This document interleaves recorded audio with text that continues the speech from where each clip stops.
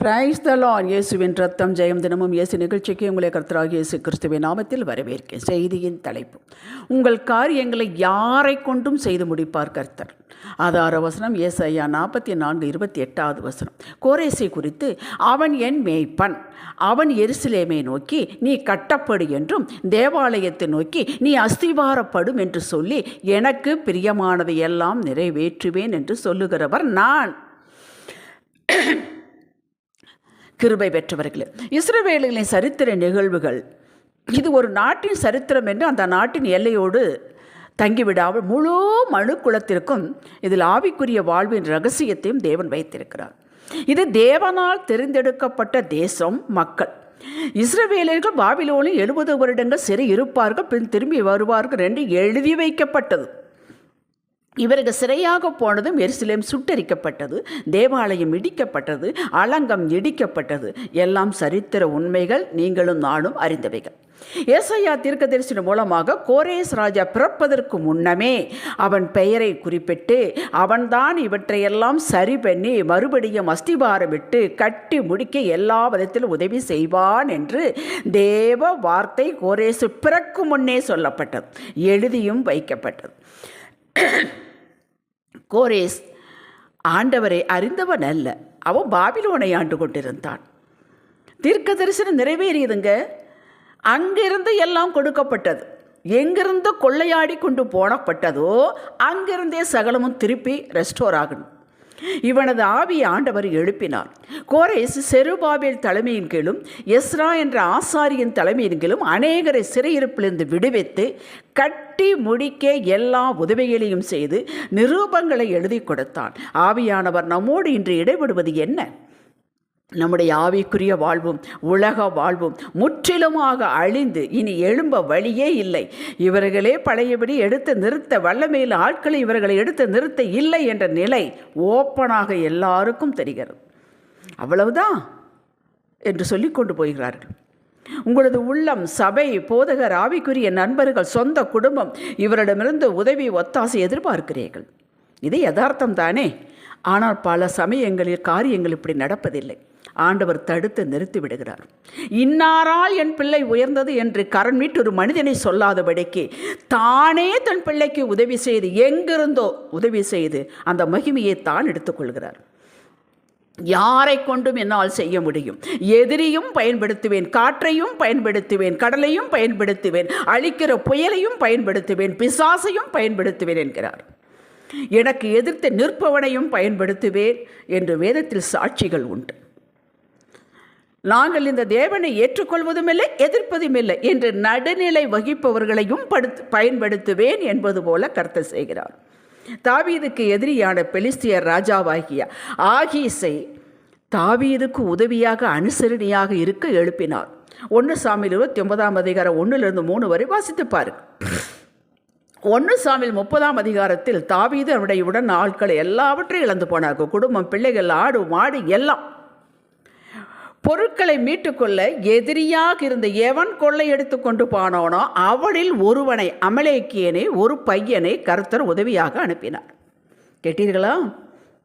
அவன்தான் எல்லாவற்றையும் எங்கே இருக்கிறார்கள், எப்படி கொண்டு போனார்கள் என்று சொன்னால் மீட்டுக்கொண்டார்கள். எரேமியா 38 வாசியுங்கள். எரேமியா யூதர்களுக்கு விரோதமாக தேவன் சொன்ன வார்த்தைகளை சொன்னதன் நிமித்தம் பாழும் கிணற்று போட்டுவிட்டார்கள். யார்? யூதர்கள், இஸ்ரவேல் மக்கள். எபெத் மெலேக் என்னும் எத்தியோப்பியின் மூலமாக வெளியே கொண்டு வரப்பட்டார். இவன் யூதனா? இல்லையே. யூதர்கள் இவனுக்கு உதவி செய்யவில்லை, உடன்பிறப்புகள் உதவி செய்யவில்லை, ஜனங்கள் உதவி செய்யவில்லை. எதிரியின் நாட்டான காவல் சேனாதிபதி நேபுசராதான் எரேமியாவுக்கு எல்லாவற்றிலும் உதவி செய்து ஆறுதலாகவும் இருந்தான். இதெல்லாம் கர்த்தருடைய செயலே. அந்த ஆவியிலே ஆண்டவர் எழுப்பினார். எரேமியன் மூலமாக கர்த்தர் சொன்னது, மனுஷனுடைய வழி அவனாலே ஆகிறதல்லவென்றும் தன் நடைகளை நடத்துவது நடக்கிறவனாலே ஆகிறதல்லவென்றும் எழுதி வைத்தார். கேட்டீர்களா? நம் கையில் ஒன்றுமில்லை. நீங்கள் உங்கள் அனுபவம் மற்றவர்களுக்கு நடந்ததை வைத்து காரியங்கள் இப்படித்தான் நடக்கும் என்று, நமக்கு நடக்குமோ நடக்காதோ என்று தடுமாட்டத்தில் இருப்பீர்கள் என்றால் ஒன்றை மட்டும் நினைவில் கொள்ளுங்கள். நடக்கும், வாய்க்கும், கரை சேர்ப்பார், வழியும் நேரத்தையும் நீங்கள் யோசித்து நேரத்தை வீணாக்காதீர்கள். சோர்ந்து போகாதீர்கள், கவலைப்படாதீர்கள். இது ஆண்டவருக்கு பிடித்தம் அல்ல. எதுவுமே நடக்காதிருந்தாலும் அங்கே காரியங்கள் நடந்து கொண்டிருக்கிறது. 40 வருஷம் மோசே ஆடு மேய்த்து கொண்டிருந்தான்.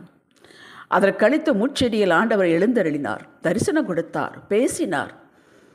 மோசே, உன்னை எதிர்த்தவர்களெல்லாம் அழித்தேன் என்றார்.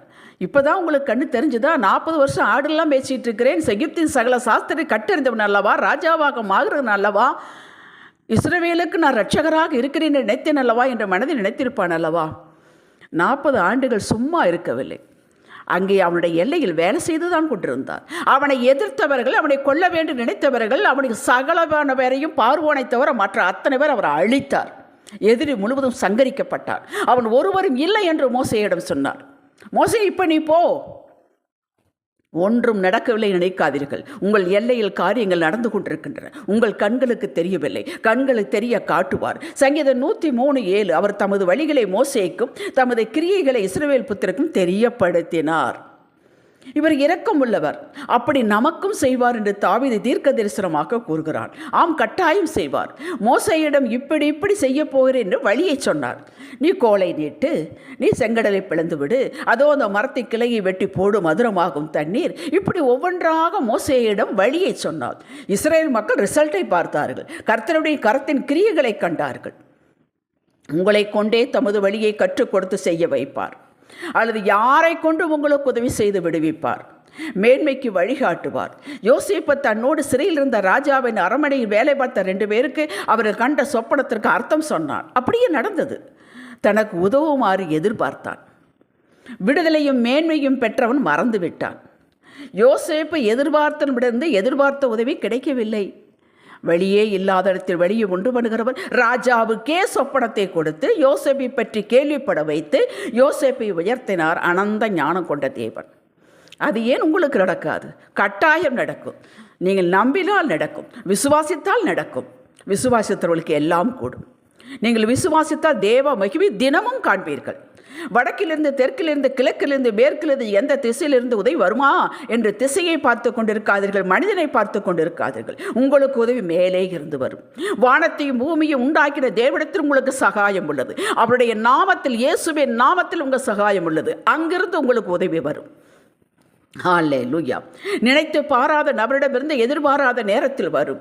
நீங்கள் கர்த்தரையே நோக்கி கொண்டு அவர் மேலேயே நம்பிக்கை வைத்து விடாமல் பிடித்து கொண்டு அவர் வார்த்தையை விசுவாசித்து எப்பொழுது விடியும் என்று விடிய காலத்திற்கு சாமக்காரனை போல விடியலுக்கு காத்திருக்கிற நீங்கள் பிரகாசம் அடைவீர்கள். நீங்கள் நம்பி இருக்கிற ஒரு மனுஷன் அல்ல, வானத்தையும் பூமியும் படைத்த சிருஷ்டிகர்த்தர். அவரால் கூடாத காரியம் ஏதேனும் ஒன்றை சொல்லுங்கள் பார்ப்போம். இன்னாருக்கு அவரையே நம்பி வெட்கப்பட்டு போனார்கள் என்று ஒரு சாட்சியை சொல்லுங்கள் பார்க்கலாம். பின் எப்படி நீங்கள் வெட்கப்பட்டு போவீர்கள்? நீங்கள் பிரகாசம் அடைவீர்கள். ஹல்லேலூயா. ஜெபிக்கலாம்.